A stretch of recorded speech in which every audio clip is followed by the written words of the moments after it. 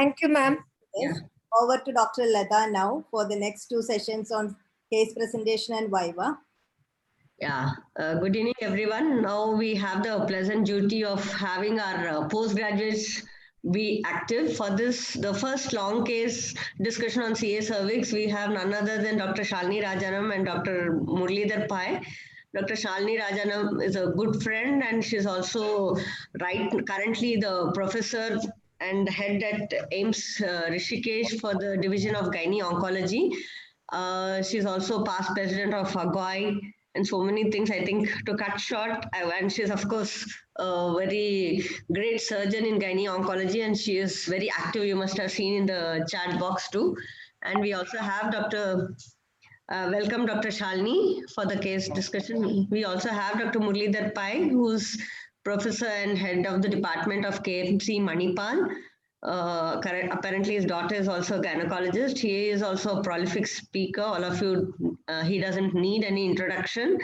Welcome, sir. And now we have 2 students for this case discussion. Those 2 are my postgraduates. One is Bhagyashree and the other one is Jyots.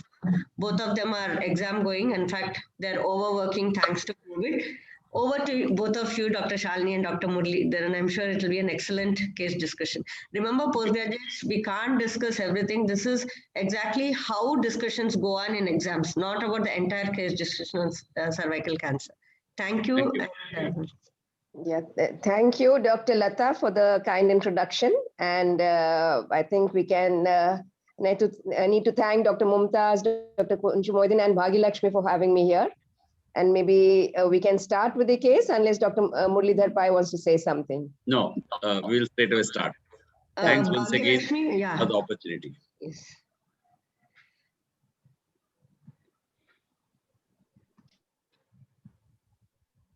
Can we see the faces of postgraduates? Can they switch on the videos? Yeah. Bhagya and Jyotsna, can you? Yeah. Thank you. Good evening, everyone. Today, presenting on customer service. Your voice is not clear. There's some problem. Any other mobile is on, please switch it off.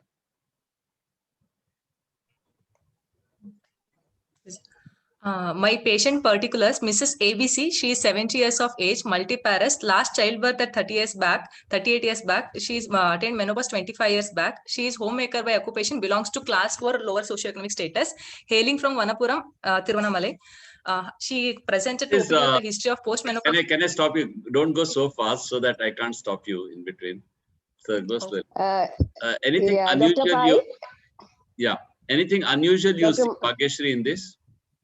She's multiparous and 70 years of postmenopause. Multiparous is not unusual for CS cervix. I mean, I guess this is a CS cervix case, right? Yes, sir. Yes, sir. Yeah. So what is unusual in this? Dr. Pai? Yeah. I think let her continue, and at the end of history taking, should we ask her questions because it will keep stopping them. Okay. No problem. We keep noting down, and we'll ask at the end of history taking. Sure. Maybe she can answer this question, and then we can proceed. Yeah, answer your question, and then we can proceed. Yeah. Okay. Shall I proceed, sir? Yeah, proceed. Her main chief complaints were history of postmenopausal bleeding for 4 weeks and history of lower abdomen pain for 4 weeks. History of presenting illness. Patient was apparently already 1 month back. She noticed bleeding per vaginum, which was minimal flow, not associated with clots, completely soaked 2 pads per day, no prior similar history, and history of lower abdomen pain since 1 month, dull aching in nature, no diurnal variation. There was no any aggravating factors, relieved with medications, but it is not associated with nausea or vomiting. No history of contact bleeding, no history of mass descending per vaginum, no history of white discharge per vaginum, no history of pedal edema, no history of blood in stool, no history of mass felt per abdomen, no history of loss of appetite, and loss of weight, no history of giddiness, syncopal attack, and easy fatigability, no evidence of any metastatic history, no history of incomplete widening of urine, increased frequency of micturition, no history of diabetic and hypertension. her menstrual history. She attained menarche at 13 years of age, regular cycles and moderate flow, no history of intermenstrual bleeding. Marital history, she married for 46 years, currently not sexually active, no history suggestive of sexually transmitted infections. Obstetric history, her first childbirth at 17 years of age, and all were spontaneous vaginal delivery at home, which were unattended, and she adequately breastfed Yeah, I would for 1 definitely like year to to stop all you here babies. because you know, if we Okay. if you tell everything, people will forget. So it is better we go slowly. Doesn't matter. It's a learning stage, right? Yeah. Now that we have fair amount of history, so now can you tell? I'll repeat my question. So anything not so fitting into carcinoma cervix by history. It is a case of carcinoma cervix. There is no doubt in that because you are presenting it. But what's not fitting? Or what is the typical history that is not there in this particular case? White discharge per vaginum. No, don't go by that white discharge. In terms of, okay, in terms of etiology, what is usually talked and what is not in this particular case? Dr. Pai probably is talking about your first slide itself. Is that right, Dr. Pai? Now, she's married for 46 years. Now she's, how old is she? 70 years. Yes. So how can it be first child at 17 years? Like first child, first baby weight is... No, not weight. See, the first age is 42 years of age. At 17 years of age, she delivered first baby. No, you said she's married for 46 years, right? Yes, sir.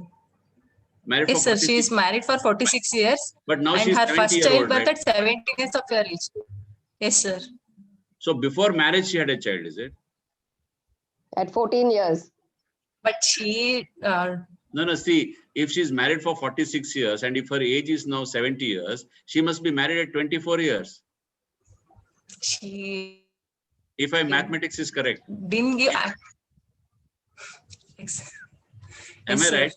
Most of us came to... Unless she had a premarital sex and she had a child before marriage, 6 years before marriage. Is that correct? But that fits. That fits. Premarital sex, multiple partners, early childbirth, all those is fitting. But what is not fitting is she is married for 46 years. Her marriage age is 24 years of marriage, and then something wrong there. Do you agree? Are you able to understand what I'm saying? Yes, sir. Yes, sir. And something else here, Bhagyashree, something else unusual in this, the age business itself. Exactly. Anything unusual at 70 years? That's what I was straight away when you said the first sentence itself, I was asking you. Yeah. Yeah, you can go on. Most common. Yeah, 1 minute. Stop at this slide. 1 minute. Yeah. One is 70 years. Anything unusual about 70 years for a case of CA cervix? Of course, we can see it anytime, but what is unusual at 70 years? Usually, postmenopausal bleeding patient will manifest at 50 to 60 years of age, but she what is the 70 commonest years. Age of CA cervix in India? Commonest age group? 45 age, years which decade? average. Yeah, maybe fifth decade like of life, 40 to 50 years is common. Unusual to see it at 70 years. That's what I meant when I stopped at the first slide because of the age itself. Yeah, I guessed as much. We see it at a younger age. Like even we are seeing patients at even 29, 30, 39, 40. And as Madam said, it is at the younger age group, not at the age of 70. And that too after a very good gap of 38 years of last childbirth. And her first child has to be at the age of 25. That is also unusual for me. But you have suddenly changed the slide and said she's had a child at 18 years, not fitting properly. Anyway, I'll put your word as the third slide as the correct one. That is, she had a first child at 18. That history fits in. Otherwise, that is also unusual, having late marriage and children and all that. In other words, we are trying to ascertain the history of early marriage, early childbirth, which fits into carcinoma cervix. That's right. Why do you think it is so? Yes, you must have heard the lectures earlier. Why do you think early marriage, early childbirth gives rise to cancer? She'll be exposed to HPV infection and more chances of sexually transmitted infections. That will also change the acidic pH of the cervical pathology. So she'll be more prone for having carcinoma of cervix, sir. No, what is the time frame that we are looking at when there is a HPV infection? What can you say? 10 to 15. Yeah. 10 to 15 years of age will be there from the HPV infection, starting of HPV infection to show it as carcinoma in situ. That's one thing. Anything else you have to specify about HPV infection? Just because 1 or 2 HPV infection is not going to have cancer, isn't it? So what else you want to say about HPV infection? Yes. Persistent HPV infection will lead to persistent HPV infection, repeated infections, and infection lasting for a long time, because you need to have that much of time for conversion into LSAL. So what is the rough time frame that we are looking at from LSAL to HSIL and HSIL to invasive cancer? LSAL, most of the time it will regress in up to 52 to 60% of the conditions. 50% they will regress, yeah. 30% will progress. What is the time frame there? Up to 15 to 20 years age will be the progression for the carcinoma in less than 1% of the conditions. Yes. And HSIL, almost 40% of the condition it will regress, but most of the people will progress into a CIN or carcinoma of cervix. That will take time for 10 to 15. So you need almost 10 to 15 years from one stage to another stage. So roughly that takes around 30 years. That's why a very early marriage early sexual activity is very paramount important, and also multiple pregnancies, because multiple infections, multiple partners, so those are important. So this has to be kept in mind. And you have taken a whole lot of negative history. So can I say something about the history taking, Dr. Pai? Yeah, please. Yeah, one thing she talked about that she's not sexually active and she takes a history of postcoital bleeding. So when was she talking about this postcoital bleeding? Yeah. You said she's not sexually active, right? That was one thing which I want you to answer. And the other thing is, no history of metastatic disease. How do you take a history of metastatic disease? Is that how do you write there? No history of metastatic disease. There is nothing called history of metastatic disease, right?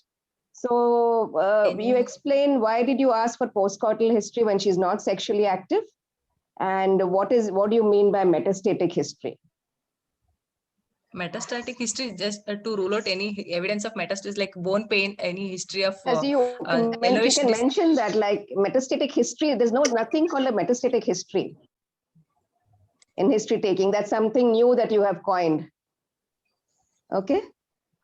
And and another thing is, why did you take a history of postcoital bleeding and you said she's not sexually active?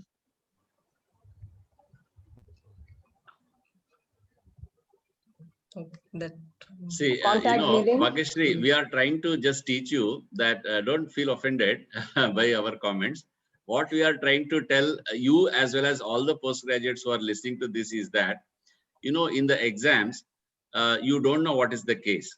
Right here, you know that you are discussing a case of carcinoma cervix, and you are trying to fit in all the negative history and all the history that is possible. So in the exams, it is other way around. You go with a blind case, you don't know what is the case, and you ask usual histories. And there you will try to put in only relevant points. See, here you have put in all theoretical points, which is okay. As a complete case discussion you have done. But in the exam, you have to be choosy.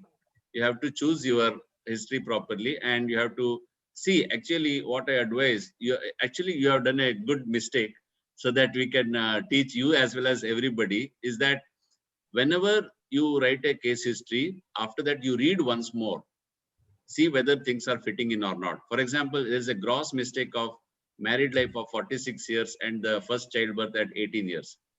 It may be true also. I mean, I'm not saying that it is not true.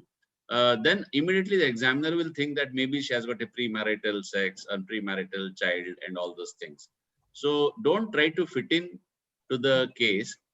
Just try to take the history and then try to fit in a diagnosis. Okay. So you can go. Any other Yeah, thing? and another thing, what is this history of mass descending per vagina? If she doesn't give a history and a complaint, this is again doesn't fit in, right? Especially in a postmenopausal woman who's 70 years old. That would be her main complaint, that there's something coming out of the vagina. Okay, so that, and history of white discharge, and so white discharge, maybe a foul smelling, blood stain, blood mixed discharge would have been better, right? So these are So the things you don't have to Yeah. mention. Yeah, if I have to ask you now, what is her positive history? What she came with to the hospital? You start from there. She came with a history of postmenopausal bleeding for That's 1 all. month, and that's Okay. all, and with the history of pain abdomen. Okay, good. With those two So complaints, that is good enough for us. You don't have to again prove saying that, see, these are all typical undergraduate negative histories, white discharge, false smelling discharge and all that. You start with the positive history only and elaborate on that. And that postmenopausal bleeding at the age of 70 itself is good enough to think of cancer. So what is the main difference between bleeding due to cancer and bleeding that occurs during menstruation? What's the main difference? here it is it is not menstruation. Usually it will occur with the history of dysmenorrhea and it will be a regular, sir. But here in postmenopausal, it is infrequent and it is irregular, and it is after attaining menopause, she got bleeding. And not cancer bleeding is a surface bleeding. It has nothing to do with the hormonal endometrium. Okay. Whereas the menstrual bleeding is due to hormonal changes. It is basically endometrium is shed and little bit of bleeding also comes through that. So the surface bleeding has no rhythm or rhyme, even in the reproductive age group. That's why you talk about mid-cycle bleeding, intermenstrual bleeding, and all those things. And of course, postcoital bleeding, which again is a surface bleeding. And in a postmenopausal lady, obviously, hormonal cycle has been stopped. So it has to be a surface bleeding. That is correct. Okay, proceed. Anything else, Dr. Shalini? No, I think let her finish. Otherwise, we'll be spending all our time here and we won't have any time for discussion. So maybe at the end of history taking, at the end of examination, I think end of examination now we can. Okay. Her past history, no history of tuberculosis, asthma, seizure disorder, cardiac disease, no history of surgery for pre-invasive lesions. In family history, nothing significant. Personal history, she consumes a mixed diet, normal sleep pattern, no history of substance abuse or no history of smoking. On examination, general condition is fair, febrile, moderately built and poorly nourished, and moderate pallor is present, and no clubbing, cyanosis, jaundice, no edema of limbs, no left supraclavicular lymph nodes, and no other lymph nodes palpable. So you asked the history, 1 minute, you asked the history of family history of colonic cancer and all to rule out?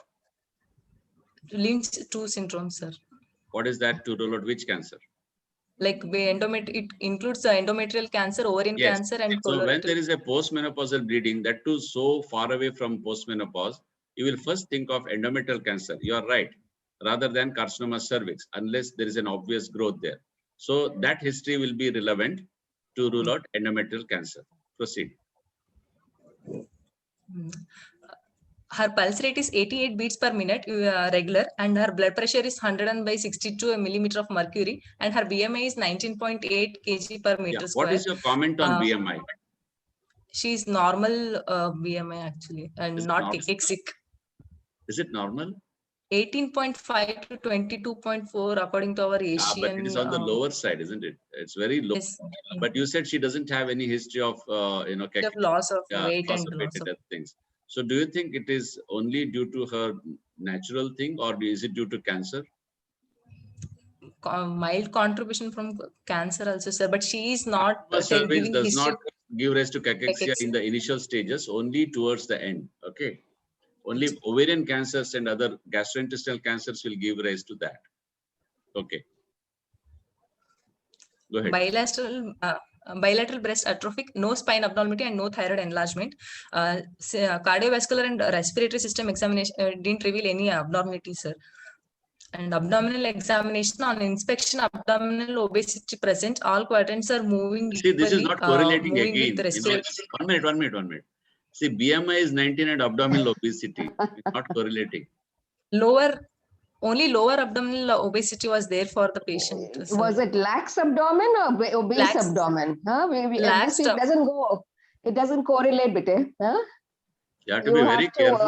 yeah, if she has a BMI of a 30 or something, then you can say abdominal wall obesity. Yeah. Not with a BMI With of the 19. 19, see, we are all very alert in the exam. So you have to be very careful. That's why I said you again look into what you have written. Okay, go ahead. And even for the students, I think examination should be flawless. So we don't waste time here, right? There will be no time for your discussion. Yeah. See, this is what happens. You will be wasting all your 20, 30 minutes time in the exam on these, mistakes and these kind of controversial statements. Okay. On palpation, abdomen is soft, no mass palpable, and no hepatosplenomegaly. Pelvic examination, external genitally atrophic and no inguinal lymphadenopathy. Per speculum, cervix is completely replaced by ulceroproliferative growth, which is measuring 5 into 5 centimeter, involving upper 2/3 of anterior vagina, and the discharge is non-foul smelling, sir. And bimanual examination, cervix is bulky and replaced with ulceroproliferative growth and bleeds on touch. Uterus size could not be made out due to obesity. Left fornical infiltration noted. Again, you are now confirming the obesity. Okay. Go And ahead. rectovaginal examination, rectal mucosa is free. Left parametrium nodularity felt halfway through the pelvic wall. Left parametrium is soft. And So what does that mean? Straight away, stage 3, 2B, you are right saying. Okay. So your clinical diagnosis is carcinoma cervix stage 2B because parametrium is involved. What's the next step? Next, I will confirm. Could it be, one second, Bhagyashree. Could it be an inflammatory involvement of the parametrium, or is it a malignant involvement according to your examination? Because cancer cervix with such a large growth can have an infection, quite a lot of infection, in fact, anaerobic infection, gram-negative infection, and then sometimes the parametrium is infiltrated because of infection. So how would you say that this is a cancerous infiltration from your clinical examination, or it is because of infection? In cancerous condition, most of the time that infiltration will be fixed and it will not be mobile, and it is.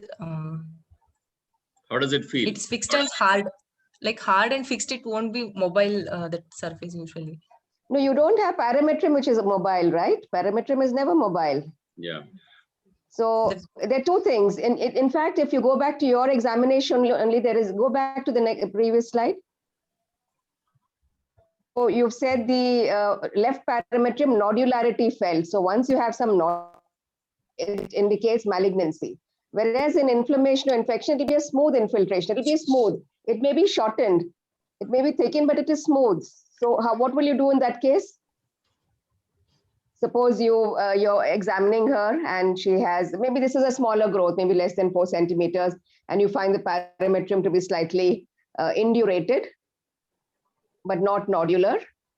What can you do for this patient? We can give antibiotics for the patient. What antibiotic would you like to give, and for how long, and when do you want to reassess? For 2 weeks, anaerobic, it should cover broad spectrum antibiotics, mainly metronidazole. I would like to give, ma'am, for 2 weeks. It will cover 2 weeks. That's too long, no? 2 weeks you want to waste in a patient who is operable. I think she's operable, and then you want to waste 2 weeks.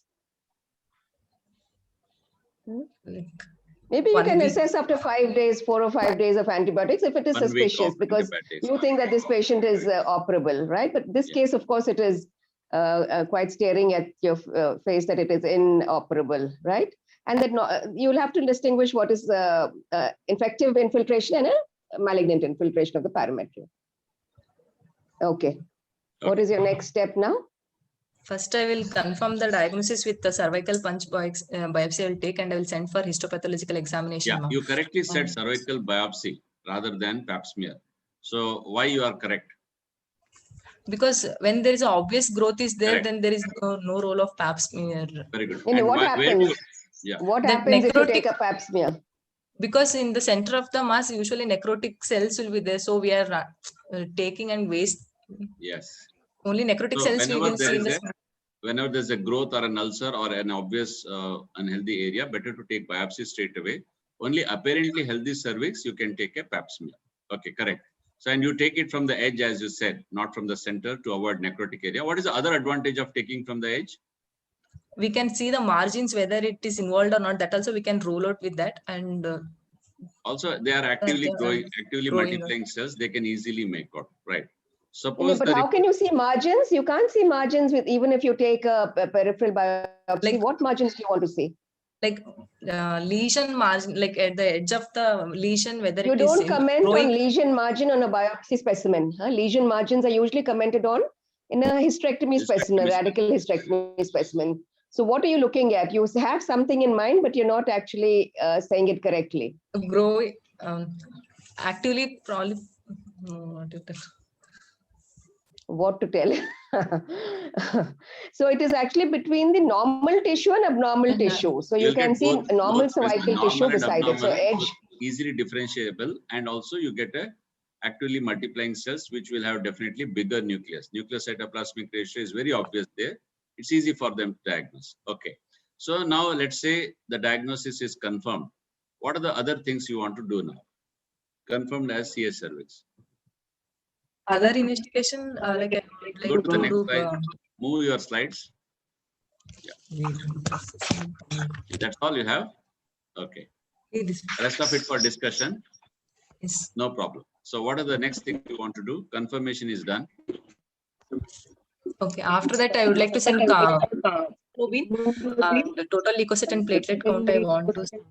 After that, our renal function test and liver function test also I want to do for this patient. No. Wait, Bhagyashree. Now you've made a diagnosis of 2B clinically. Is that sufficient? I can say that it is Like stage 4 or stage. Further evaluation with the CT scan we can do for the lymph node. 1 minute. I'll tell you. See, when you answer in the exams, you should show your clear maturity by saying the investigations are divided. One is for the diagnosis and complete staging and other things. Second, investigation sets are basically for general investigations, which may be required later if you are giving radiation, chemotherapy, and things like that. Don't mix two of them. So now we have made a clinical diagnosis, and the recent staging of 2018 will also include, wherever possible, other modalities. So go slowly like that. So you want to now confirm the staging, whether to understage it, overstage it. You are now permitted CT scan, MRI, wherever permissible, isn't it? So you go like that, and ultrasound you can do. And what do you want to use now? What modality of imaging modality? Because we can't use everything, right? Yes. Tell us. You can't use everything. Which imaging modality would you like to use at this point of time, and why? CT for abdomen and pelvis, I would like to do to see the metastasis, and whether pelvic and para-aortic lymph nodes are involved. On based on that, if there is any para-aortic lymph nodes are involved, then extended beam radiotherapy we can give in such patients. And clinically, I like in this patient already parametrium is involved. Like most of the time, MRI might be helpful when we are in doubt whether parametrium is involved or not. So in this case, I would like to go ahead with CT scan, abdomen and pelvis. Why not a simple ultrasound? Why not an ultrasound pelvis and abdomen? Can we get what kind of information can we get an ultrasound? We can get very useful information by ultrasound. What like is that? One is tumor size and any collection in the uterine cavity, like hematometra or pyometra. We can anyway, see and pelvic examination says that uterus is normal size, right? So you don't expect anything. Anything in the kidneys and other tumor things. size, whether and also we can see the renal involvement, like hydroerythronephrosis will be there when there is an involvement simple ultrasound abdomen will tell you whether she's stage 3B now. Will it change the stage? Yes. We will talk. Suppose there is hydronephrosis. We have to rule out other causes of Talk in this one. Yeah, if you want to stop sharing, you can do that. We can straight away go for discussion only. So, is there another case? Only one case. Only one case, ma'am. But two people are discussing it. Yes, two. Since nothing else to be shown, you can stop sharing if you want. Okay, answer this question now. Will the hydronephrosis change the staging? Evidence of hydronephrosis and other things. Sir, actually, there is no obvious involvement of parametrium of the pelvic sidewall. We have to rule out other causes of non-functioning kidney. Only then we can tell with certainty whether the cancer, extent of the cancer to the parametrium and the involvement of ureter is the cause of hydrouterus necrosis or not. Yeah. So if it is involved, ureters are involved, will it be 2B or will it become 3B? It will become stage 3B. 3B. So it changes, isn't it? So that will change. So that's why the recent classification, you are using imaging modalities starting from ultrasound, CBCT, as well as MRI if required for about the lymph nodes and other things, right? And that will change the your stages. So when in doubt, suppose you are not having these modalities, how will you stage this? You overstage it or stage it or understage it? We'll understage it. Yes, you understage it, correct. Any other modalities apart from these imaging modalities, because it's extending into the vagina also, right? Upper 2/3 of the vagina. Anything else you want to do? Any other Colposcopy also. investigation? Colposcopy. Colposcopy. Why you have such a big growth? You can see it extending to the. You can see by naked eye, right? Yeah, you can actually see it, and you're not going to do any surgery for her. So will colposcopy help at all? So don't say colposcopy, right? It's an early stage tumor, which you think maybe there's some extension into the vagina, then you want to colposcopically examine the vagina so that your surgery is complete, right? So in this patient, apart from this vaginal involvement, the vaginal involvement is already there. So what else do you want to do? Colposcopy we won't do, but anything else? Cystoscopy. Look for the Yes. Bladder motion. Correct. Yes. Cystoscopy you have to do. Okay. So what are the possible findings in cystoscopy? Possible findings which may change the stage. There can be a small bullous edema which does not change the Yes, stage. bullous edema does not change the staging. What else will change the staging? A frank growth seen Yes. invading the bladder mucosa will change our Correct. stage to 4A. So it will straight away become stage 4, isn't it? Okay. Now, Dr. Shalini, what else you want to ask? What is the incidence of lymph node metastasis in stage 2B? Yeah. What do you Stage think the 2B. lymph node, because that will again change your stage, right? And you have your imaging. What is the incidence of lymph node metastasis in stage 2B? Up to 30% we can see the lymph node metastasis in stage 2B, ma'am. A little more than that. So it is very important that because what is the survival once lymph nodes are involved? What is the survival once lymph nodes are involved? Pelvic lymph nodes or paraaortic lymph nodes? What are the survival rates? Because you'll have to prognosticate. So in other words, what are the prognostic factors in cancer cervix? What are the various prognostic factors? Just enumerate them, maybe 6 or 7 prognostic factors. And anything new in the histopathological reporting of a CA cervix today. There's a WHO 2020 histopathological classification has now come. So anything different in the histopathological staging? And that is number 1. And what is the survival rates? Number 2. Any change in the histopathology?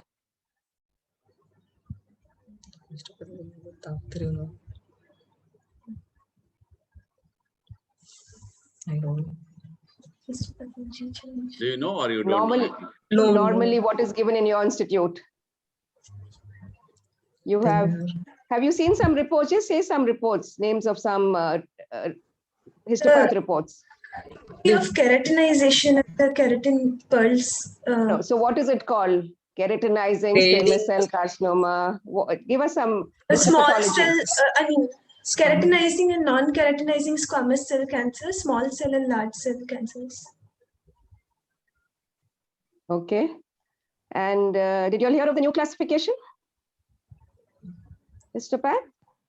So I think that has changed now in 2020. WHO has come out. So now they classify squamous cell carcinoma as HPV associated, non-HPV association, and squamous cell carcinoma not otherwise specified. Again, in adenocarcinoma in situ, again HPV associated, adenocarcinoma, not HPV related. And so these are the classifications which have come out recently. So how will your pathologist give you a classification of squamous cell carcinoma, HPV associated? You've read, no? You've theory, so you people know.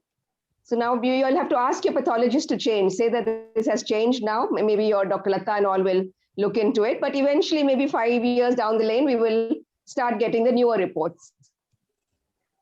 So which is an HPV-associated the cancer? staging and the management. That's see, whatever we do, classify, staging, and all is basically towards the management. It's a better management, isn't it, Bhagyashree? So how does it change the management? That's the most important thing. Both these classification, 2018 as well as 2020 classifications, how do they change the management? At least now you start telling about the 2018 staging. I'm sure you are very well aware of. Yeah. Correct, no? So I think slowly I will start learning the 2020. What has changed in terms of management? See, otherwise there is no need to change the staging at all. It is not changed to just to make our life more difficult, our PG's life more difficult. Every now and then we don't have to change our staging just to make our life difficult, isn't it? There is a purpose for changing the staging, isn't it? Both anatomical stages as well as histopathological stages, correct? So what is the reason, or what has changed because of 2018 staging? I'm sure you know this answer. Okay, tell me what has changed in the staging first, then we'll go to the management. It was covered in your lectures also. Yeah, it was covered. In 2018, stage 1, what has changed? You just tell me that. What has changed in 2018? Depth of the invasion, they have changed from 3 Okay, one is centimeters. depth has been changed. Okay, so they don't talk more about horizontal, they talk about depth. What else has changed? There's a very obvious gross change there. And lesion size initially in 1B, initially only 2 were classification, 1B1 and 1B2 were there. Now it is 1B1 and 1B2 and 1B3. B3 has yes, come. sir. And No. B2. What is B3? Basically, when B3 has size B3 of the is the tumor. addition, isn't it? Yes, sir. B3 is the addition. Be clear. Now, what is B3? Earlier, we never had B3. We always had A1, A2, B1, B2. Now, what is B3? When the invasion of the carcinoma is more than 4 centimeters, then in the greatest dimension. Yeah, it is 4 centimeters. So anything more than 4 centimeters. It is not invasion of the carcinoma. It is not invasion of the carcinoma. The size of the cancer, size of the growth. Lesion size. Okay, lesion size. They're all invasive cancers. All of them are invasive now. Once it is B1 and beyond, it is invasive. So it is the size of the growth. Yeah. So when it is more than 4 centimeters, what happens? When it is B3, what happens? In the management. Lymph node invasion is more like management wise. Management, it is a bulky tumor, so we'll extrabrachial radiotherapy directly we can give. We can't offer surgery. See, earlier, blanketly we said anything less than 2A can go for surgery in the past. Am I right? Are you able to understand? In the past, we blanketly said anything less than 2A is fit for surgery. Anything more than 2B is not fit for surgery. Now, in 2A also, if it is 1B3 bulky tumor, is better you give radiation rather than surgery. No, why it is? Why do you want to give radiation? I think it is confined to the cervix. I'm a good surgeon. I can operate on it. But why is it not recommended? Because when we are giving extrabrachial when we are offering her radiotherapy, we can metastasis also to the lymph nodes, and micrometastasis and metastasis also we can prevent with that. And that I can take care of with my surgery. I can take care with. With my surgery, I can take care of the growth. I can take care of the metastasis. I can take care of the lymph nodes. But still, it is not recommended.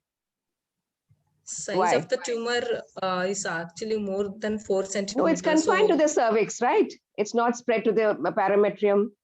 It is confined to the cervix. Your imaging shows no nodes are involved.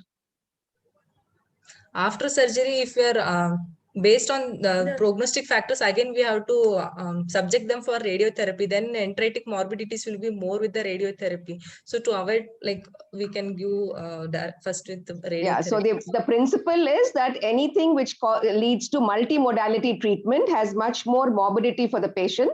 So you want to use either only surgery or only chemoradiation. When you In combine fact- 2 or more therapies, the morbidity rates are very, very high. So we want to avoid that. Yeah. Right? So that See, is in why, that fact- is the reason that you'll have to give. Yeah. It is like giving worst of both worlds to her.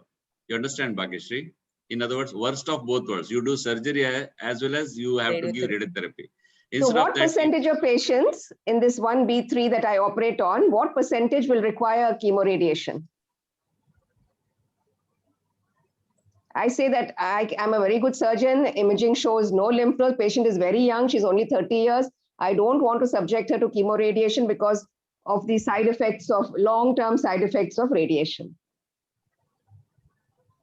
Up to 30 to 40% of the patient recur based on almost prognostic 40 to factors. 50%. So why should you subject 50% to multimodality treatment? so at this juncture, another question props up. While we know that from stage 1 to stage 4, radiotherapy is equally good, if not better than surgery, why we prefer surgery in earlier stages? In fact, Madam has already answered this, during her answer. So why do you prefer surgery if you are a good surgeon, if you are confident of doing that? You understood my question? Yes. Yeah. In earlier stage, we can conserve the ovaries one thing and Very good. vaginal In younger shortening. patients, see, in younger patients, Madam already said that in younger patients, you can actually try to save the ovaries. Okay, that is the reason where you, in spite of knowing that radiotherapy is equally good, you would like to do surgery. Which are the other situations where you would prefer surgery? Dr. Pai, let them answer some more things. One, Dr. Pai already said that you want to preserve the ovaries, but are there any more advantages of surgery? Any other reason? We can avoid vaginal length. We can maintain for the sexual function. Okay, that's vaginal length is maintained in both cases. Young But only. Radiotherapy, you're not removing any length. Yeah. Any In other fact, reason? in surgery, you're going to shorten the length by removing cup of vagina. Any other conservative type of surgeries you can do for cancer cervix in early stages? Trachelectomy we can do. For what? Laparoscopic lymphadenectomy. Yes. In which cases you are again younger patients to conserve our fertility. Fertility preservation. Isn't it? So if you give radiotherapy, all that is lost. You lose the ovaries as well as you will not have these chances. So that is where you try to do surgeries, right? In younger stage. Now, which is the other second stage? So as I said earlier, 2A downwards, we thought we can do surgery. Whereas 1B3, we can't do surgery right now, we said. Which is the other stage where we can't do surgery? 2A also we can't do surgery. 2A. 2A 1 we can do surgery. 2A2. 2A2 onwards we cannot do. More 2A2 we cannot do. Again, the same reason, bulky. More than 4 centimeters. So that is the new change. Earlier we simply had 2A and 2B. We now have divided 2A into 2A1 and 2A2. So 2A1 is less than 4 centimeters, 2A2 is more than 4 centimeters. So in other words, to summarize, 1B3 and 2A2 surgery is preferable. Correct? And as you said, younger patients, we prefer surgery. We are only talking about 2A and less. 2B onwards, usually we don't prefer surgery. Why is that? Even 2A2 with more than 4 centimeters, I don't think surgery is recommended. Maybe 2A1, it's okay. Yeah, I think now we said 2A2 and 1B3, you cannot do surgery. 2A1 only you can do surgery. So 2B onwards, we don't prefer surgery. Why is that? Because lymph node metastasis chances are more compared to the earlier stages, and recurrence chances also more. So first we have to give radiotherapy. If you can do an excellent lymph node dissection, that is not a good reason. But after that also we are exposing. No, Dr. Murli, Dr. Pai is asking 2B onwards. Why isn't surgery done? Everybody's an excellent surgeon, so do it for 2B also. That's what he's saying. No, you said why don't we do it? Lymph node dissection is the objection, but lymph node dissection everybody does.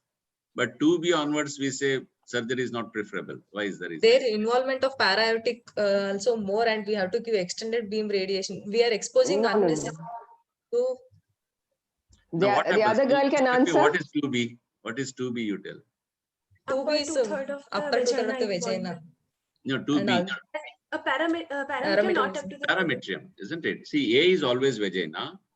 Okay, B is parametrium. 2 is, not full length. 3 is full length parametrium. 3B is full length. So whenever parametrium is involved, one of the principles of surgery is that you have to go beyond the cancerous area. lateral to the parameter involved. Correct. So when you go beyond the cancerous area, there is a good chance to Bladder. not bladder is different. No, we can. Good chance to The damage. margins may be damaged. Chance to damage ureters. It's against the principles of oncosurgery, right? Correct. No. To go through the cancer tissue, it's against the principles, and you will not get a margin to. So let's not discuss that. Though there are some centers in Europe, which they do Lear surgeries, laterally extended endopelvic resection. Some centers do it, but it is not recommended. It is not the recommended treatment. But because we don't want, we have to be oncologically safe, and it's against the principles of oncology to dissect through tissue which may be involved. Okay. Right? Okay. So Mumtaz, have you done with it? 45 minutes up. Yes, sir. If there isn't anything more to discuss, we can move on to the next session. Yeah.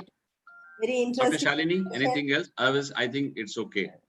Yeah, they didn't tell the treatment and all, but that is there in the books, the treatment and radiation treatment they'll talk about, but probably. Yeah, so that's Dr. been extensively done with Was supposed to be for 1 hour. It's okay if you want to continue for another 5 minutes, or we'll cut down. No, actually, it's very obvious now. 2B, we have to go for radiotherapy, and radiotherapy class has been beautifully taken by Madam. So it was very extensive. So I would just ask you maybe what are the late complications of radiotherapy? One is in this 70-year-old lady. Vesicovaginal fistula and ureteric strictures and proctitis and sigmoiditis will be the late complications because of radiotherapy. And they are very difficult to manage. That is one more reason some people would prefer surgery rather than radiotherapy. See, immediate problems with radiotherapy may not be so much, but late complications like fistula, which is very difficult to treat due to fibrosis there. Other indications for surgery wherever it is feasible. One is younger age. Other indications for surgery. That's the last one. Fertility preservation, and sometimes that you said, younger age and fertility go together.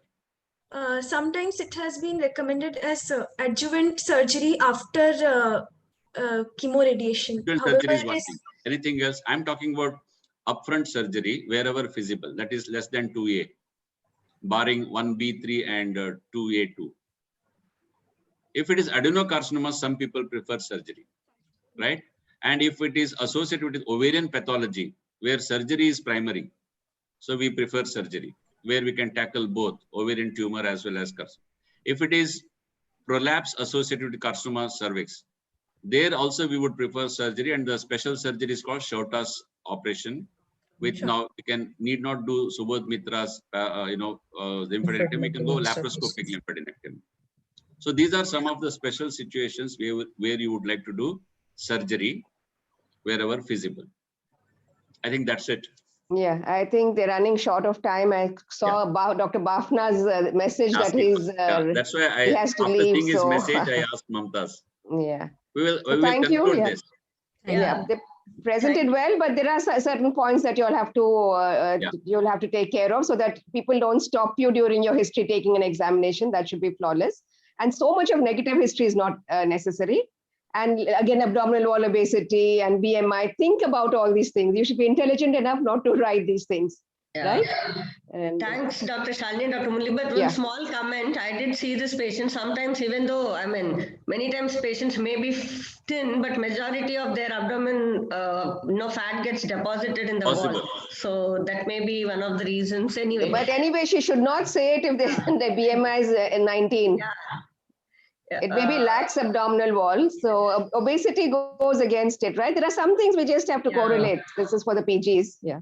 And one more thing, you people should, rightly as they pointed out, age, we in a hurry or in an exam, you forget to calculate all that. You'll have to think. That's why the basic history taking, what we teach as MBBS students is very important. No correlating. Thank you again, Dr. Shalini and Dr. Muralidharan. This is how typically it will be in exams. One thing I want to tell residents is don't get scared. You know things, but you people have a lot of, fear in answering what is there. That is You're what. quite bold. Yeah, you have to be bold. And smiling all the time. Good. Thank you, Professor and Shalini Madam. Thank you. Thank you so much, Dr. Thank you, Dr. Kunju Moideen and Dr. Mamta. Sorry, Bafna. Mumtaz. You were already running 2 hours late. Bafna, Cut sorry. down to from 1 hour to 45 minutes. Yeah, now we will have Dr. Bafna and Dr. Rema. Dr. Rema, can we have, Dr. Bafna.